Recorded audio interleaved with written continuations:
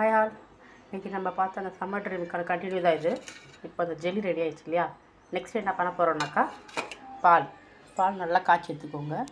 அப்படி இப்போ பாலை இந்த மாதிரி வடிகட்டிக்க போகிறோம். வடிகட்டி எடுத்த பாலில் ரோஸ் எசன்ஸ் மிக்ஸ் பண்ண போகிறோங்க. ரோஸ் எசன்ஸ் தேவையான அளவு மிக்ஸ் பண்ணிக்கலாம். அப்புறம் அதில் தேவையான அளவு சுகர், சர்க்கரை எவ்வளோ தேவையோ அவ்வளோ போட்டுக்கலாம்.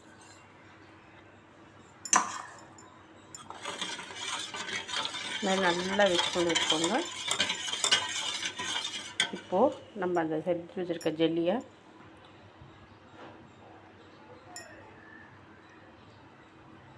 ஆட் பண்ணிக்கலாம்.